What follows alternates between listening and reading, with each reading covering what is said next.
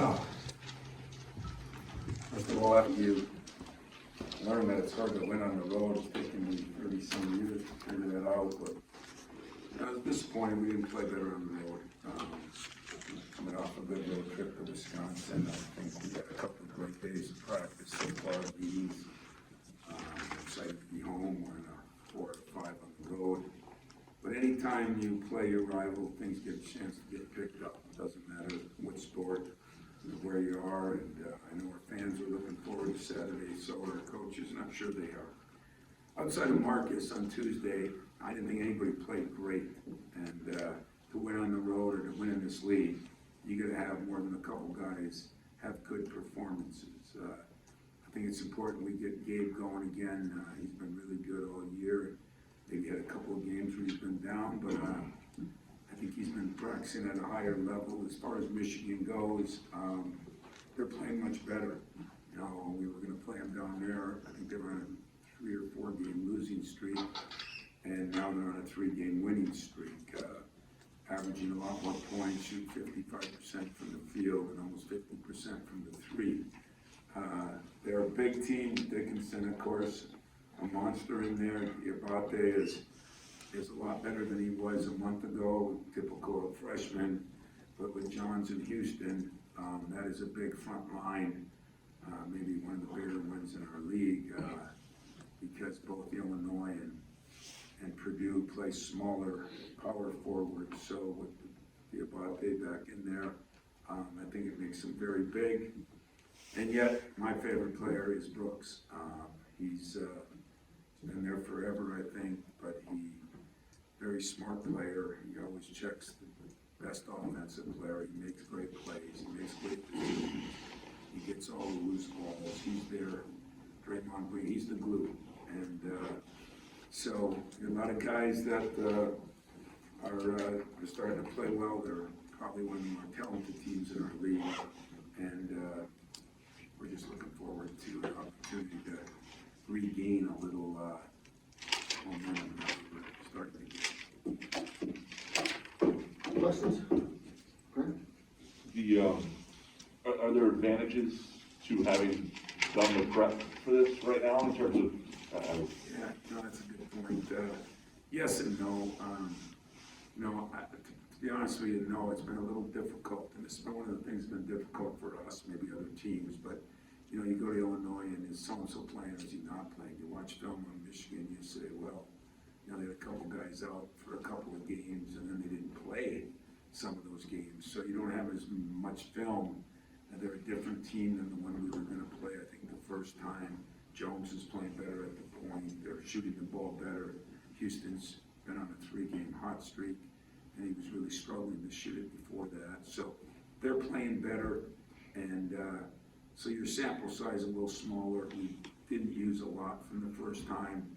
We used a few things, but for the most part, we're looking at this 3-4 games to make our evaluations, how we're going to cover stuff and what game plan we want to use. No mics. Oh, okay, yeah, no other than here.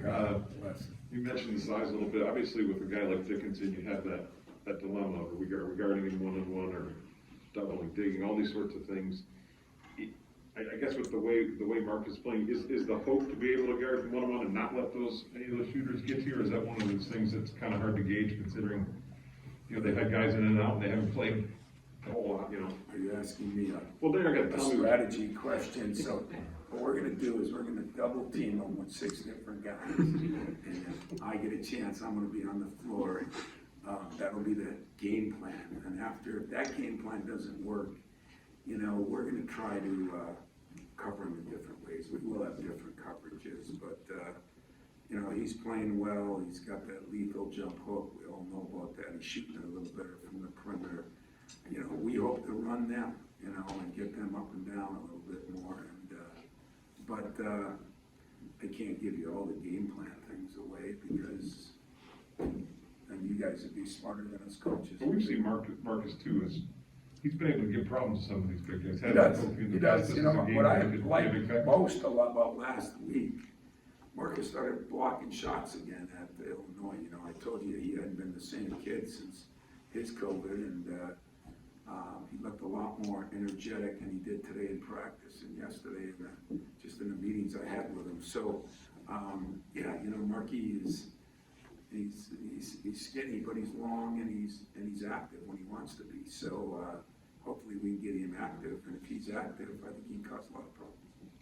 When you look back at what you guys did at Illinois defensively, when you watched it back, particularly those last 5-6 minutes of the game, it seemed like there was a different level of intensity. Is that something you, I'd imagine, want to bottle?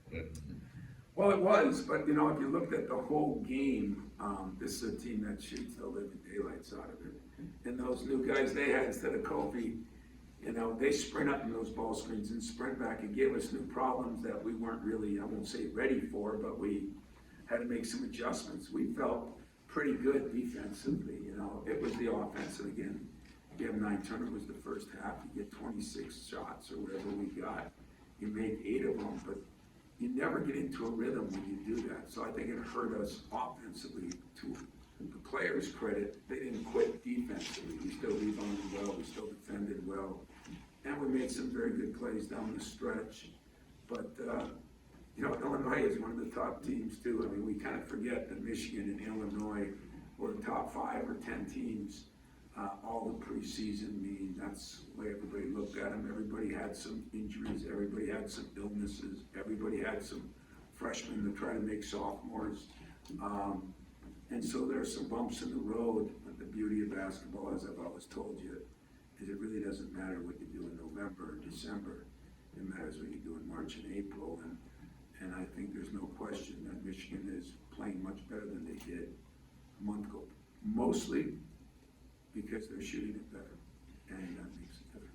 Max has been so consistent, now coming off a rare rough game and this being his first Michigan game. A, do you expect him to rise up, and B, how much do you need him to rise up and be Max Christie? I expect him to rise up. He's been very solid in, you know, a large number of the games lately. It goes back to, again, if you don't turn the ball over, he gets more opportunities. You get to get in a rhythm, you know. Early in the year, if you remember, you saw Gabe hitting 3-4 shots almost in a row, you know, get a running game going, get this and that going. And then when you start turning the ball over again, there's never that rhythm. And, you know, there's certain things I don't worry about. I worry about a lot of things at night, but Max Christie, I'm not worried about. He has been as mature of a freshman as I've had since probably Gary Harris. He gets it, he understands it, and he's chomping at the bit to get going. I think you said, you know, in the past you want Gabe closer to 12, 13 or so shots per game. He's been below that the last several. How does he get up to that level? How can you guys help him kind of get a little bit more involved in the offense? Well, I mean, I hate to say it, but it's not that difficult. When you're getting 10 less shots from your opponents, your best shooters should get 2 or 3 of those. So instead of 9 or 10, that's 12 or 13 right there. And, you know, and then, you know, when you feel better about yourself and you're not turning over, you get our break going, and our break, I mean, he had a couple breakaways where we scored in 3.5, 4 seconds the other night. And, you know, he was getting those for threes early in the year too. So it's just a matter of us taking care of the ball. When we took care of it, it changes, and when we don't. And what can he do to get to the offensive glass a little bit more, which he's starting to improve. We can get downhill and get him some shots. It's not all Gabe or Max. It's our point guard's got to do a better job. You know, you can have all those great receivers, but if you don't have a quarterback, and our quarterback's got to do a little bit of job of getting the ball.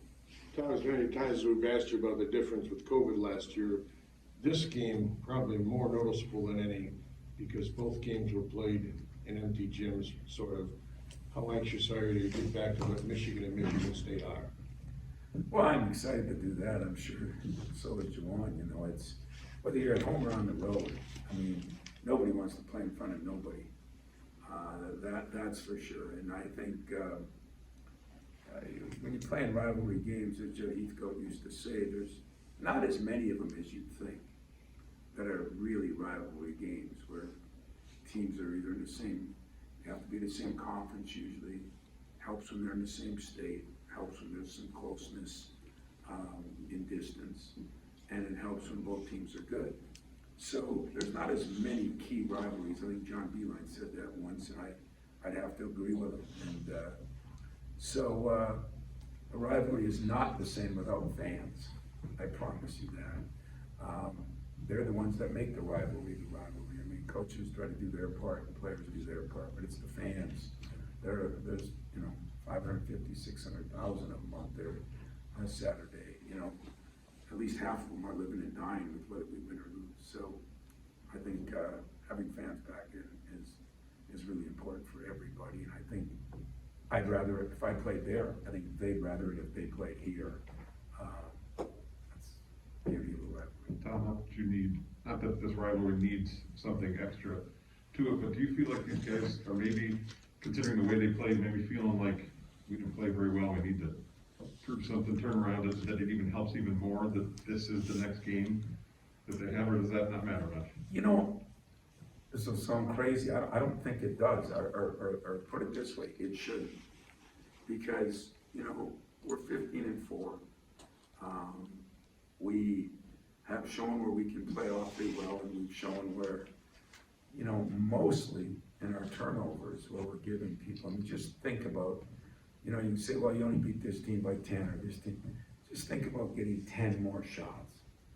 I mean, if you shoot 40%, guys, which everybody does, I mean, that's 40% of 10 is 4 more shots times even 2 points. That's 8 more points, or 2 points a shot. That's 8 more points. And that's a ton to overcome. I mean, so it should be easy for you to write or say, or fans, or my wife, or anybody else, but turn the damn ball over. And I promise you that that's on our list. We're charting every turnover in practice. We're trying to do some different things, but nobody turns the ball over on purpose. I just think sometimes there's a lack of focus, and sometimes it's immaturity, sometimes it's people at new position like our point guards, sometimes it's the freshmen coming in.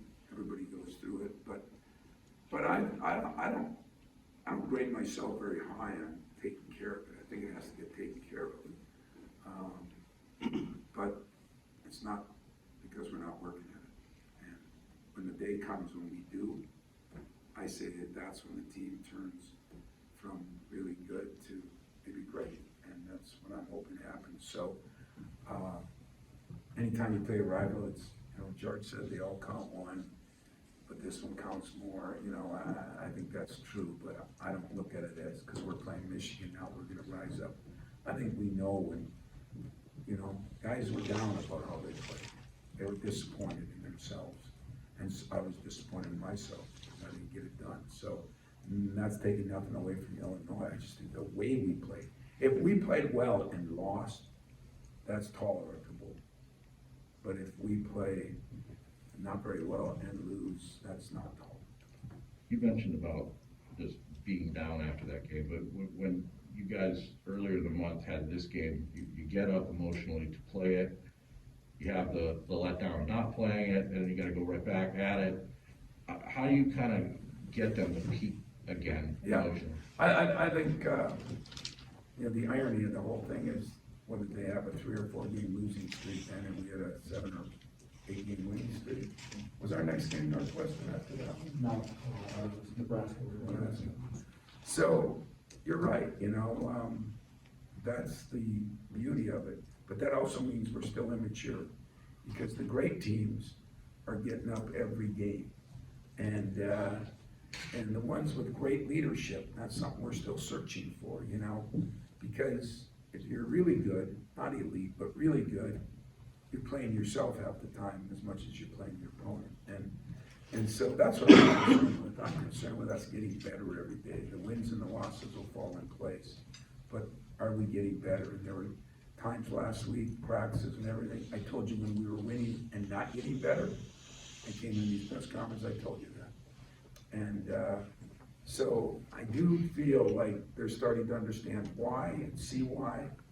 And now it's, correcting. I don't remember ever asking you this, but do you remember ever watching this game when you weren't affiliated with Michigan State?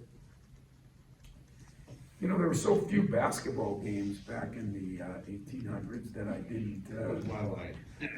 I didn't really know. But Pre-1983, did you ever watch? yeah, of course I watched Magic and, you know, that group a couple of times. And I did get to see the football games because they were almost always on, you know, those big football games. Because that's what they were televising back then. The basketball wasn't, you know, it was played like two times a week, you know, Wednesdays and Saturdays, and that was it. So they had different teams on, but, you know, I knew about the rivalry since I was a little kid, you know. I mean, I was always a Michigan State fan, as I told you, but I was a big Bo Schembechler fan, and Ufer, I listened to the Nail in the Coffin and all the things that he brought up, and so there's a lot of great memories on everything, but I can't say that I saw a lot of the Michigan State basketball games. I don't think there's many wrong. Anything else, guys? Going back to the turnovers, obviously you guys have focused on it a bunch in practice and throughout this year. And we've talked earlier in the season about how they kind of come in bunches. When you meet that in a game and it's 5 or 6 turnovers in 10 possessions, it's obviously demoralizing for guys, but as a staff, how do you guys, what do you say to them? I mean, you talked this year about how you're biting your lip and you're not yelling at the guys. What do you say in that timeout to try to just fix it? Well, sometimes I swear, and sometimes I pray, and that's the beauty of these strange times we're all in, seriously. You try to handle each kid a little differently, and probably more often than not, I mean, early on, it was more get after them, because I did not think they understood what the hell was going on. Now I think they understand it. I just think they're, you know, like, the first thing people will say is, well, are they playing afraid to make a mistake? You know, it's such a phony statement. It doesn't even make sense, you know. My guys got the freedom to do what they want to do. And I think they're all, they appreciate and understand the value. But it was even me. It took me till part of the Big Ten to start looking at stats and saying, 10 less shots. Our defense was 40% and under. And how many layups were people getting on us on the turnovers? I mean, I tried to use the incredible positives. Thank God we didn't turn it over. We're shooting 48%. We're shooting 40% from the three. We're shooting 78% from the line. If we get more chances, you know, look what we could do. So, not every kid wants to play defense, and but nobody wants to turn the ball over because everybody wants more shots, including me. So, you know, we've tried to handle it differently. You know, probably went off on them a few times, probably hugged and kissed them a few times, and trying to find the happy in between. And but the bunches are the killers, you know. And sometimes maybe I should waste a timeout earlier. You know, because those bunches, I mean, we've had 8 and 9 in 8 and 9 minutes more than once. And then we've gone, like last week, 23 or 4 minutes with 2 turnovers, you know, and it makes such a difference. And just that game alone, just look at the difference. I mean, talk about the defense. The defense gets energized by not turning the ball over too.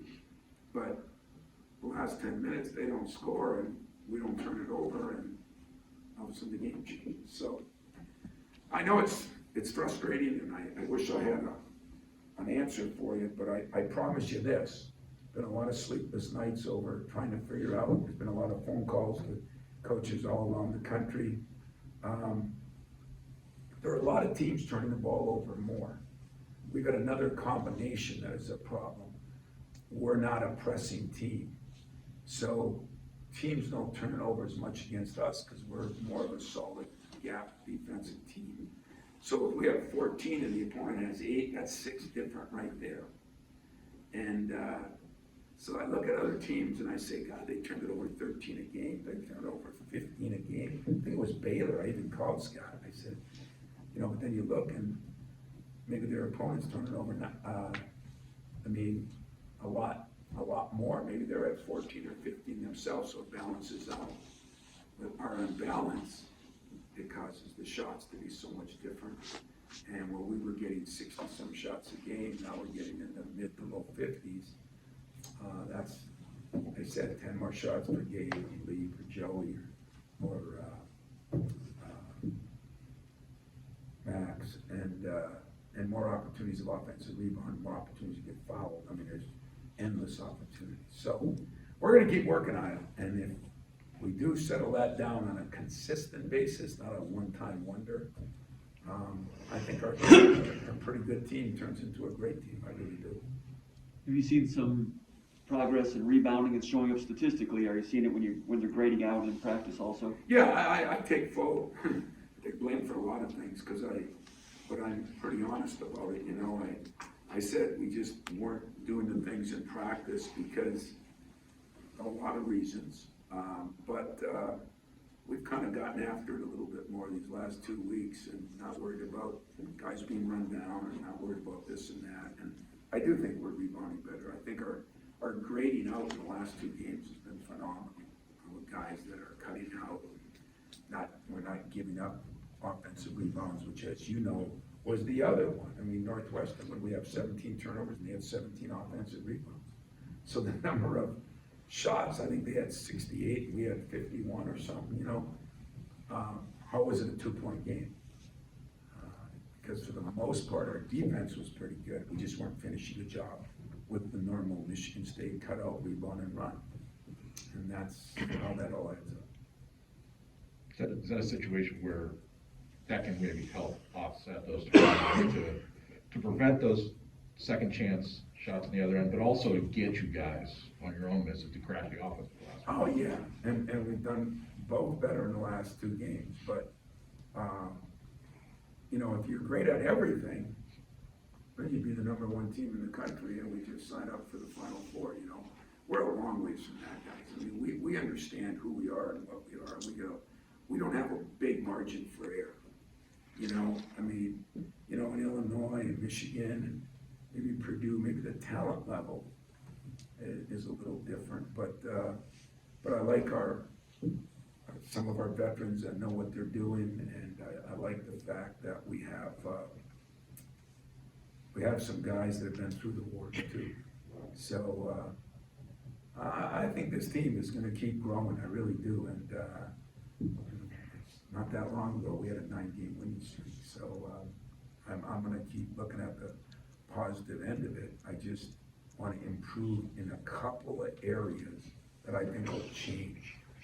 I said it before, I think the biggest mindset problem is what does it do to a team? We made a tape up, and we showed guys after a turnover how everybody reacts, probably including me. And that's normal, you know. You guys all watch football, just watch an interception, watch the receiver, watch the quarterback, watch the running backs. I mean, that's normal. And usually it's you know, is 14 that much different than 12? Probably not. But is 9 in a 9-minute stretch, does that really demoralize you a little bit more? Probably so. So I gotta figure out a way maybe to use a timeout, you know, do a better job. We did a couple things at practice today to try to simulate the beginning of games. We're gonna keep working on it, but I don't wanna work on it so much. Some of them are so stupid that I could work on it till I'm dead. I mean, you can't step out of bounds 3 times in one game, and nobody's trying to do that. So, you know, we've had some things happen, we have to deal with them, but we've had a hell of a lot of good things happen too. I mean, if we would have told anybody in this room that we're 3 points away from being undefeated in the Big Ten at this time, you would have all sold your property, you know what I mean? And so would I. But we have battled into a position where we're in the hunt for things, and that's where you want to be. Anything else? Thanks, everybody. Appreciate it. Yes. We'll make up here in just a minute, and then we'll